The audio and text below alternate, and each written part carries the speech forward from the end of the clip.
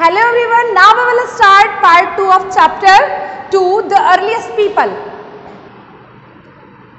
Let's start part 2. In this part we read about sites. Sites are places where remains of things such as tools, weapons and buildings are found. देखिए sites वह जगह होती है जहाँ पर वह सारी चीज़ें पाई जाती है जैसे कि टूल्स, वेपन्स, बिल्डिंग्स, ये सारी चीज़ें पाई जाती है और ये सारी चीज़ें किनसे रिलेटेड होती है? अर्ली ह्यूमंस से रिलेटेड होती है और इन सब चीज़ों को कलेक्टिवली कॉल्ड साइट्स.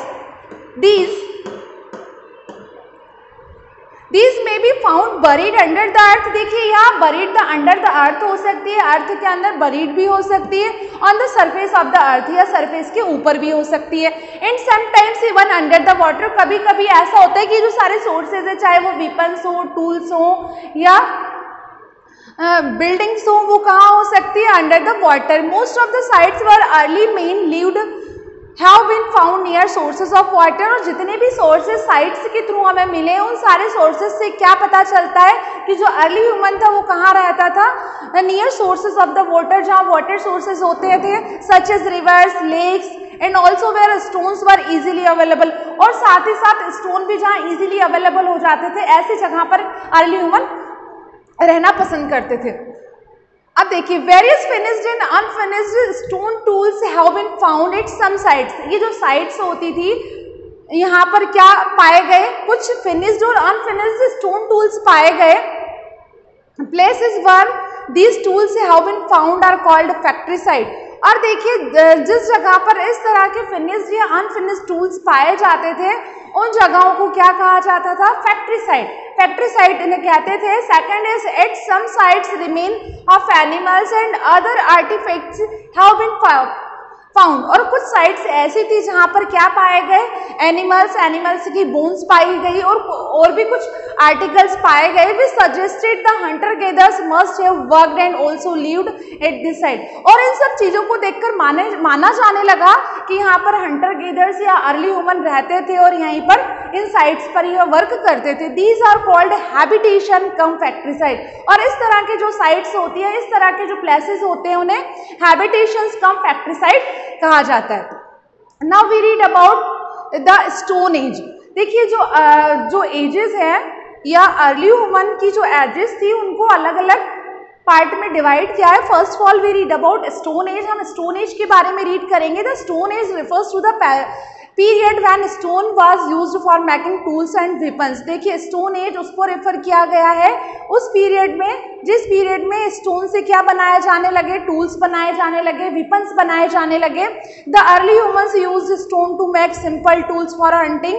और ये जो अर्ली ह्यूमंस होते थे या टूल्स, ये सिंपल जो टूल्स होते थे इनका इस्तेमाल किस में करते थे? हंटिंग, कटिंग, मीट शिकार करने में, मीट को कट करने में, रूट्स और and fruit and clearing forest, साथ ही साथ ट्रीज की रूट को कट करने में, फ्रूट्स को कट करने में और फॉरेस्ट को क्लियर करने में इन टूल्स का इस्तेमाल किया करते थे. Bones animal horns and pieces of would were also used for making tools. Stone के साथ साथ जो अर्ली ह्यूमंस थे वो क्या यूज करते थे टूल्स बनाने के लिए? एनिमल बोन्स का यूज करते थे, एनिमल हॉर्न्स का यूज किया जाता था, पीसेस ऑफ द वुड लकड़ी के जो टुकड़े होते थे उनका यूज करते थे, also were used for making tools. और इनसे भी वो क्या बनाते थे? अलग अलग टाइप के टूल्स बनाते थे. अब देखिए जो स्टोन एज थी इसको अलग अलग एजेस में डिवाइड किया है. तो स्टोन एज को हम डिवाइड करेंगे. First is palaeolithic age, second is mesolithic age and third is neolithic age. अब जो पैलियोलिथिक एज है इसको 3 कैटेगरी में डिवाइड किया है. Lower palaeolithic age, middle Palaeolithic age and upper Palaeolithic age. The stone age can be divided into 3 period. जो stone age थी उसको 3 कैटेगरी में डिवाइड किया है या 3 एजेस में डिवाइड किया है. द पैलियोलिथिक एज और द ओल्ड स्टोन एज. जो पैलियोलिथिक एज है इसको ओल्ड स्टोन एज कहा गया.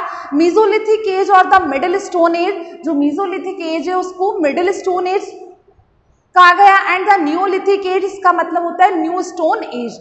The term paleo means old. देखिए जो पैलियो का मतलब यहाँ पर पैलियोलिथिक, हम again and again we are reading paleo का मतलब होता है ओल्ड.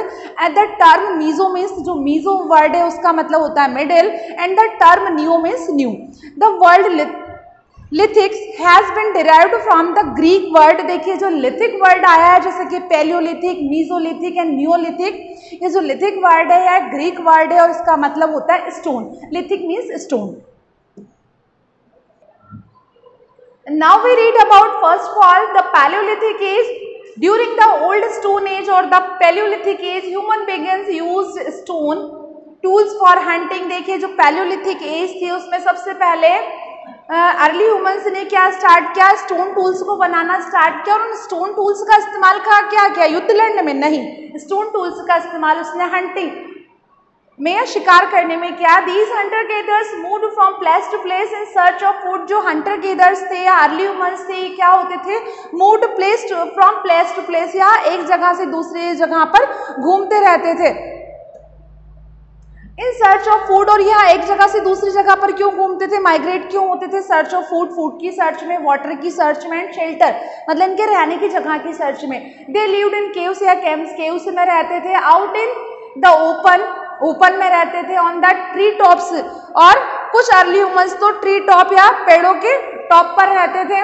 इन रॉक शेल्टर्स एटसेट्रा, और रॉक में भी अपने शेल्टर्स को बनाते थे। दे सर्वाइव्ड बाय हंटिंग एनिमल्स, या अपने आप को कैसे सर्वाइव रखते थे, हंटिंग एनिमल्स का शिकार करके। Bird and fish by gathering fruits, birds और फिशेस का शिकार करके। बाय गैदरिंग फ्रूट्स इकट्ठा करते थे, पेड़ों की रूट्स इकट्ठा करते थे। नट्स, लीव्स एंड स्टॉक्स को इकट्ठा करके उसे एज ए फूड वो खाते थे। They lived in a group as it help them to hunt large animals and share food. अब देखिए ये जो अर्ली ह्यूमंस थे या हंटर गेदर्स थे या ग्रुप में रहते थे, कभी भी ये सिंगल ये एक फैमिली में नहीं रहते थे बल्कि ग्रुप्स में रहते थे। ग्रुप्स में रहने के पीछे क्या वजह थी, बिकॉज जंगली जानवर होते थे, जो लार्ज एनिमल्स होते थे उनसे अपने आप को प्रोटेक्ट कर सके। यदि ग्रुप में रहेंगे तो एनिमल्स इन पर क्या नहीं कर पाएंगे, हमला नहीं कर पाएंगे और ये अपने आप को प्रोटेक्ट रखेंगे। इसलिए ये ग्रुप्स में रहते थे और जो भी ये हंटिंग करते थे या गैदरिंग करते थे उसे मिल बांट कर खाते थे। It also provided security against certain dangers, और इस तरह से ग्रुप में रहना क्या करता था, provide security against certain dangers, जंगल का जो खतरा था उससे ये अपने आप को बचाए रखते थे। The Palaeolithic age was the longest period of the stone age. देखिए जो पैलियोलिथिक एज थी वह स्टोन एज का सबसे लंबा पीरियड था। It extend from the first appearance of artefacts about 2 million years ago. देखिए ये कब इसको अपीयरेंस किया गया, लगभग 2 million years ago to end of the last ice age, और इसका अंत कब हुआ, लास्ट आइस एज पर, अबाउट 10,000 ईयर्स एगो, लगभग 10 साल पहले। The period has been further divide into 3 ages. बाद में इस पीरियड को 3 एजेस में डिवाइड किया गया।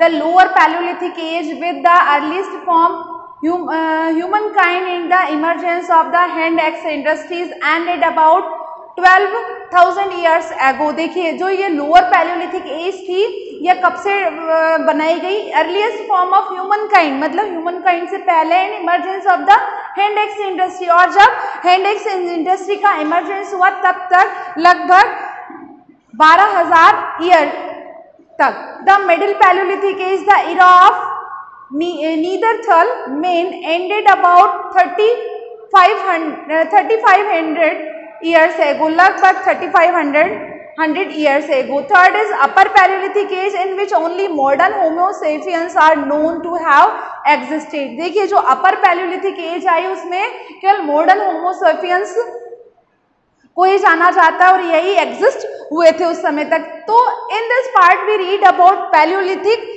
स्टोन एज को हमने 3 पार्ट में डिवाइड किया, palaeolithic age, mesolithic and neolithic age. फिर पैलियोलिथिक एज को भी अलग अलग एजेस में डिवाइड किया, the lower palaeolithic age, the middle Palaeolithic age and the upper Palaeolithic as.